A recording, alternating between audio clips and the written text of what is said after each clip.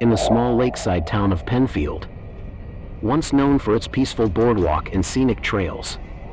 A whisper of unsettling rumor began drifting among the locals. Far from the bustling main street, in a deserted parking lot near the old train tracks, there stood a lone payphone, a relic from decades past, when cell phones were science fiction. Now, that payphone was all but forgotten, perched under a flickering lamppost. The glass panels cracked, the metal base rusted. No official record existed about its installation or last service date. Its presence remained a silent riddle.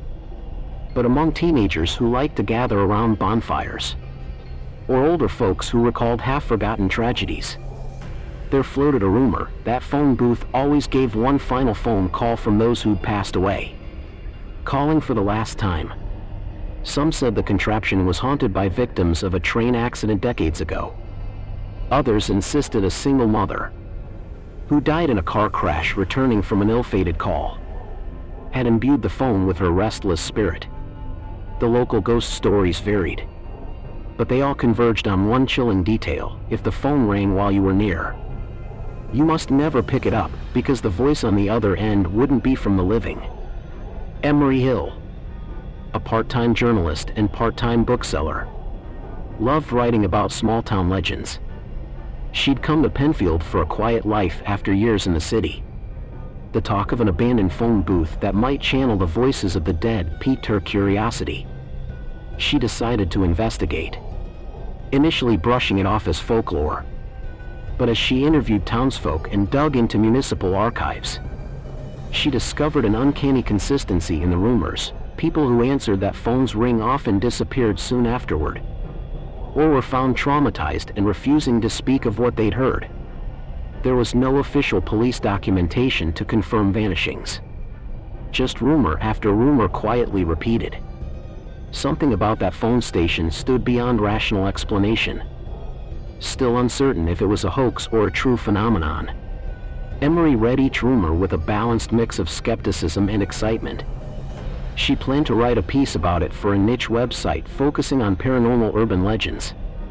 Little did she know, her quest for a stirring exposé would drag her into a labyrinth of quiet terror, culminating in a confrontation with forces that defied her comprehension.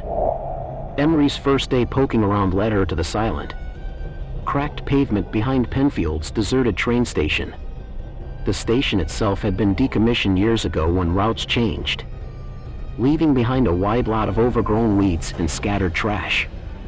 Amid the gloom of twilight, she spotted the phone booth near a broken lamppost. The lamppost flickered faintly, giving enough light to see the scratched graffiti across the booth's glass. The phone itself hung limp, the cord spiral partially unraveled, the metal plate tarnished with age.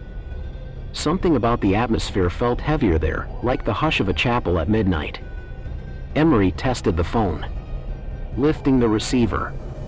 Silence greeted her ears. No dial tone, just a faint static. As her breath fogged the chilly air, she felt an inexplicable sense of being watched. She told herself it was just nerves. She took a few photos, hoping to capture the booth for her article. Then she left, the wind carrying a hint of moan across the vacant lot. That evening, rummaging through local archives, Emery found references to multiple unresolved missing person mentions. Some alleged the last place the missing individuals were seen was near the train station. Others claimed the phone booth used to ring at odd hours, with no official phone line attached. The deeper Emery read, the more unsettled she became. A 1970s local newspaper snippet read, "Young woman claimed to hear her dead fiancé's voice on that abandoned payphone. She vanished the next day."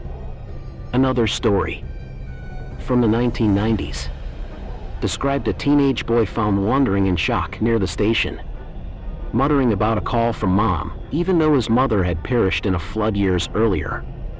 The boy left town soon after, never to be seen again. Emery's heart pounded. She recognized that a pattern had emerged. The phone often called out to people with some tragic attachment or unresolved loss.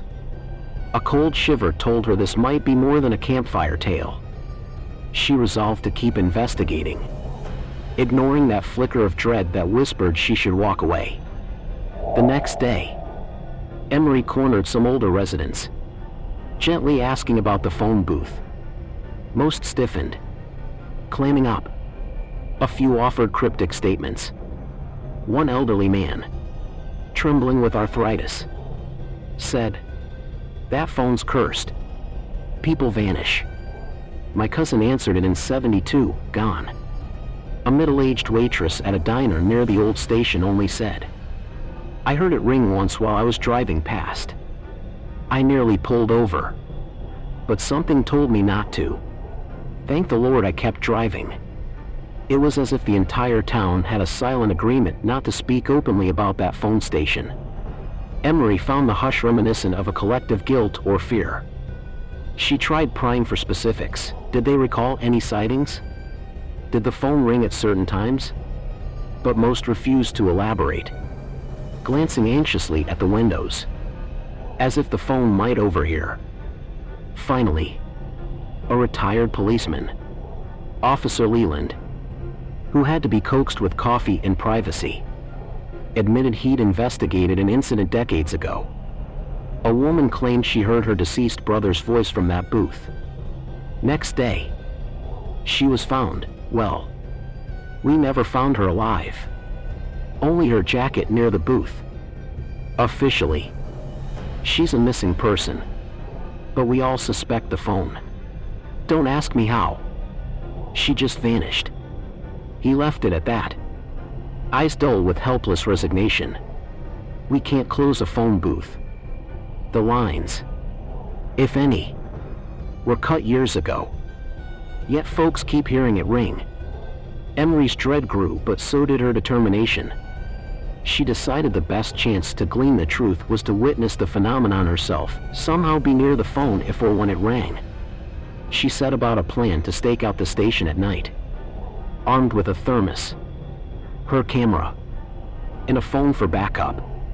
The fear of stepping into a potential curse weighed heavy, but curiosity compelled her forward. On a crisp autumn evening, Emery parked her car behind an abandoned kiosk near the train station.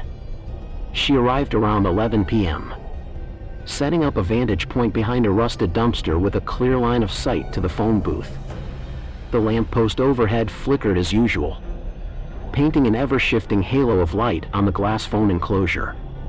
The wind rustled the shrubs, and the occasional hoot of an owl broke the silence. She tried to remain calm, camera at the ready. For 2 hours, nothing happened. Midnight approached. She grew restless, checking her phone, sipping coffee. Then, faintly, she heard a metallic jingle. Startled, she peered across the lot. The phone booth's receiver seemed to sway on its cord, yet no breeze was strong enough to move it like that. She inhaled sharply. Suddenly, the payphone rang, a shrill, piercing ring that echoed across the empty space. Emery's heart leapt into her throat. She aimed her camera, filming shaky footage. The phone's ring continued, insistent, almost beckoning. Adrenaline spiked. This was it, the rumored phenomenon. Should she approach? She felt an irrational terror. Still, she mustered courage. Creeping closer, the phone rang again. She halted a few yards away, heart pounding. She debated answering it for the sake of her story, but a primal fear told her not to. Memories of vanishings flooded her mind. Meanwhile, the phone rang a third time, a fourth. The building's broken windows and graffiti-laden walls seemed to watch. She inched forward another step. On the seventh ring, it abruptly ceased. The hush that followed felt heavier than the entire train yard. Lightheaded, Emery realized this was real. The phone functioned with no power lines connected. She retreated, snapping a few more photos of the quiet booth. That night, she wrote a frantic account in her journal, heart still hammering. The phone booth's ring wasn't just a rumor. She decided to push further. If it rang again, she might attempt to answer, if only to confirm the voice's origin. Fear warred with curiosity. She spent the rest of the night wide awake, pulses of dread lighting her nerves whenever she recalled the shrill ring reverberating through the darkness. The next night, Emery returned with a stronger resolve. She stationed herself by midnight, camera rolling from a stable tripod near the kiosk. Sure enough, around 12:30 a.m., the phone rang, slicing through the stillness. She braced herself, approached. She forced her feet to carry her across the weed-strewn pavement. The lamppost flickered ominously as if protesting her presence. The phone rang on, unwavering, summoning a final surge of bravery. She lifted the receiver to her ear. She expected static or a ghostly hiss. Instead, a voice, soft, trembling, heartbreakingly familiar, said, "Emery, is that you?" Her veins turned to ice. It was her older brother Will's voice, but Will had died in a hiking accident 3 years prior. She nearly dropped the phone. She stammered, "How?" The line crackled. "Emery, I need you. I'm stuck." The voice dissolved into faint moans, as if he were in pain. Emery's mind reeled. This was impossible. Her brother was gone. She'd buried him. Yet the voice matched his tone, his inflections, the closeness in how he said her name. She fought tears, a swirl of longing and terror. "Where are you?" she whispered. The line hissed, then cut to dial tone. The phone went dead. She sank to her knees, trembling with shock. The rumor was true. The phone summoned the voices of the deceased, calling loved ones to their doom. Overwhelmed by grief and confusion, she stumbled back to her car. The next morning, her recordings played back only static. She cursed the glitch or the phone's supernatural effect. She told no one about the call, terrified of the meaning. Was Will truly speaking from beyond? Did he need saving? Or was it a ruse by some malevolent force? She weighed her next move, aware that many who answered such calls eventually disappeared. But she felt compelled to solve this puzzle, if only for the faint hope of reuniting with Will. Days passed in a haze of nightmares. She dreamed of Will standing in a dark corridor, calling her name, a phone cord snaking around his ankles. She woke drenched in sweat. By day, she pored over more local gossip, learning that many who answered calls from that booth described hearing deceased loved ones. Soon after, they'd vanish, some leaving cryptic notes about trying to rescue the dead. It seemed the phone exploited grief or longing, luring them into the unknown. Emery recognized she was on the same path. She wanted to speak to Will again, to confirm he was real. Guilt for not saving him from his fatal hiking accident weighed on her. The phone booth might offer closure or a trap. She couldn't ignore the possibility that the entity behind the calls was malicious. Yet the voice had felt so heartbreakingly genuine. She resolved to attempt one final conversation, armed with questions only Will would know. If the voice passed her test, she might risk searching for him. If not, she'd destroy the phone booth once and for all, or at least publicize it enough so no one else would be victimized. Night fell, and Emery found herself again stepping across that deserted lot. The lamppost crackled overhead. She forced a calm composure, phone camera rolling to catch any evidence. Precisely at midnight, the phone rang. She approached, inhaling to steady her pulse. She lifted the receiver, exhaling a soft greeting, Hello? Will's voice again, Emery. I'm so glad you came back. She nearly sobbed at the warmth in those words. She tested him with personal questions. What was the name of our family dog? Where did we hide during summer storms? The voice responded with correct, intimate answers. Each reply carved a deeper ache in her heart. This truly felt like Will. He pleaded. I'm cold. Stuck in darkness. The phone is my only link. Please help me find the way home. The line crackled. Tears welled in Emery's eyes. Against every rational warning, she answered, Tell me how. He paused. Voice trembling, step into the phone booth. Close the door. Let the line guide you. She peered at the phone booth's cracked interior. Hardly big enough for a single occupant. Something about stepping inside felt final. Like sealing herself in a crypt.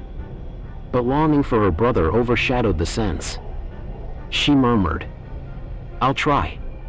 The voice whispered, Thank you. Then the call ended in a dull beep. The phone line went silent. In the following hours, Emery warred with her rational mind. This was precisely how the booth snared others. But the possibility of rescuing Will from some afterlife torment was an emotional lure. She recalled the man's voice who had vanished. The woman from the 1970s. Each led by a beloved deceased. The pattern was too consistent. She reasoned. If a demonic presence had harvested all those souls, it might be using Will's memory to ensnare her. Or maybe Will was genuinely stuck between worlds, needing her help. By day, she visited the site under sunlight, checking for any mechanical wiring or hidden illusions. The phone was certainly disconnected physically, no visible cables. So the calls were definitely supernatural in origin. She tested the door. It jammed slightly but could be forced shut from inside. The booth smelled of rust. The glass tinted with grime. If stepping inside meant bridging two realms, perhaps she could record everything with her phone. Then at least the truth would be known. Evening came. She decided to attempt it. To either confirm the presence of Will or break the cycle. She left a detailed note on her living room table, emailing a copy to a close friend in case she vanished. She wrote, I must see if it's truly Will. If I do not return by morning, warn the authorities about the phone booth. With that final safeguard, she collected a small flashlight, phone camera, and a surge of determination. Fear clawed at her belly, but love and regret for Will propelled her onward. Night enveloped Penfield's deserted lot once more. The lamppost flickered like a failing heartbeat as she approached. The wind whipped her hair. The phone rang promptly at midnight, as if expecting her. She answered. I'm here, voice shaky. Will's tone came gentle, step inside. Don't be afraid. Follow me. Swallowing dread, she opened the booth door, slipping into the cramped space. The phone line crackled softly. Close the door behind you, he said. She complied, pulling it shut. The latch engaged with a metallic click. Instantly, the overhead lamp outside dimmed, the lamppost light dancing wildly. She felt a swirl of disorientation, as if the ground shifted. The phone's dial glowed faintly green, the interior claustrophobic. The line hissed. Then Will's voice, I see a path. It's dark, but I see it. Emery. Walk forward. Confused. She saw nowhere to walk, just the glass walls. Yet she placed a palm on the door to open it. It refused to budge. Locked from inside. A wave of panic. She wrenched the handle. No result. The phone beeped once. Then she felt the floor vanish beneath her feet for half a second. A sensation like falling. When her vision steadied, She found herself no longer in the lot at all. The booth was gone. Or rather, it felt like a different dimension's booth. She stood on solid ground, but everything beyond the glass was thick swirling mist. Colorless. She tried calling out, but the phone beeped ominously. The line was open, but silent. She realized she might have crossed into that liminal space, the realm from which the calls originated. Cautiously, Emery pressed the booth door. This time, it swung open easily, revealing a fog-laden expanse. She stepped out, phone camera rolling. The ground underfoot looked like pale concrete, but it extended in all directions under swirling gray mist. No horizon, no sky. The hush was absolute, broken only by distant echoes, as if multiple voices whispered. She forced herself to remain calm. "Will," she called. Her voice carried unnaturally far, yet was absorbed by the fog. Then a faint figure emerged from the gloom. She recognized Will's features, though drained. Eyes hollow. Relief and terror collided in her chest. She stumbled toward him, tears threatening. His expression was pained, stiff, as if half-formed. "Emery, you came," he whispered, voice echoing oddly. She tried to hug him, but her arms found only a half-solid presence. Intangible. Horror pricked her mind. He was not fully real, or this dimension was unsuited to living bodies. He explained in halting words that he'd become trapped after attempting one last phone call to say goodbye, somewhat contradictory to the real cause of his death. But she recognized this entire scenario was twisted. He insisted she lead him back. "We can't stay. The entity controlling this place feasts on life. Let's find the phone booth exit." He grasped her hand in a fleeting moment of tangibility, guiding her deeper into the gray void. Each step felt weightless, as if the ground might vanish. She followed, heart racing. Maybe they could both escape. But as they traveled, the fog parted, revealing shapes, lost spirits of those who answered the calls. They hovered in half-lidded sorrow, eyes empty. Some had faces twisted in perpetual horror, mouths open in silent screams. The sight nearly broke Emery's courage. She recognized a few from old missing person photos. The dimension was a prison for them all, maintained by something that used the phone as a gateway. She felt tears burn, but she pressed on, leaning on the hope of freeing Will. At last, they spotted a second phone booth silhouette in the distance, the exit. Presumably, Will hurried alongside her, though his form flickered like static. But before they reached it, a towering black mass materialized, blocking the path.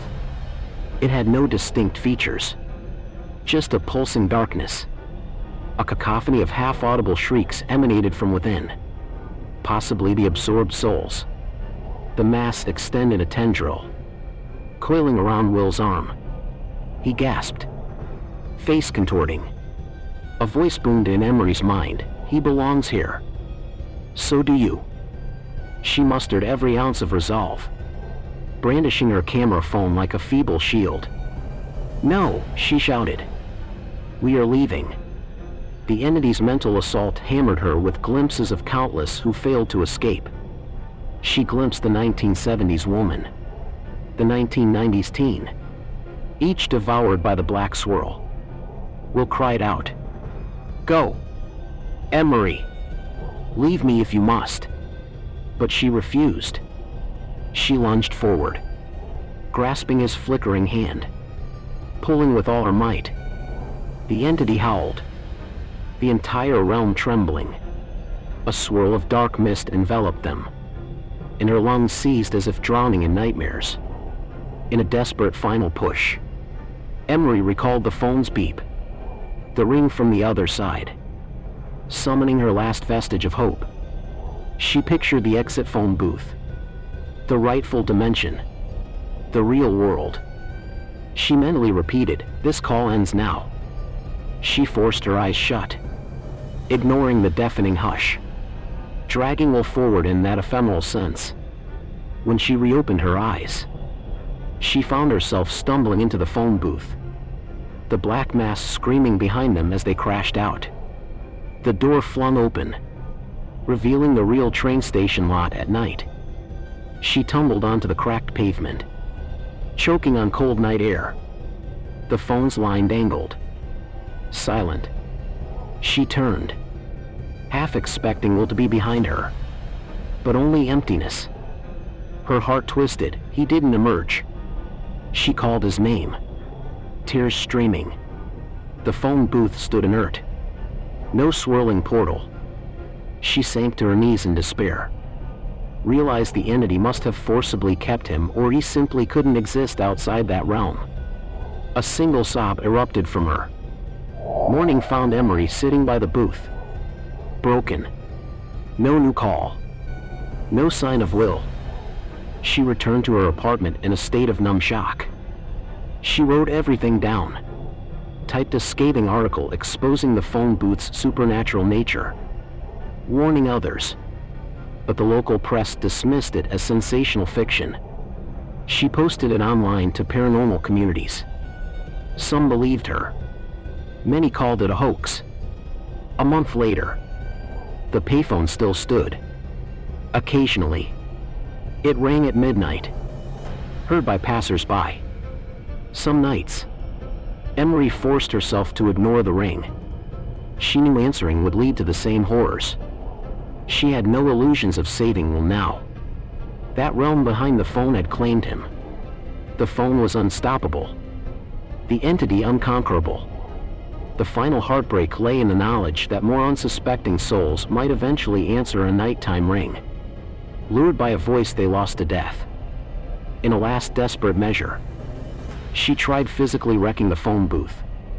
She hammered the glass, yanked the phone from its mount. By sunrise, the glass reappeared unbroken, the phone reattached. No sign of damage. She realized it would endure forever, or as long as the entity behind it thrived.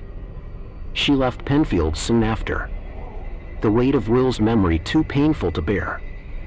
Yet, from time to time, nightmares drive her to check online rumors, reports of an abandoned payphone near train tracks in obscure towns, whose late-night ring brings the voice of a lost loved one.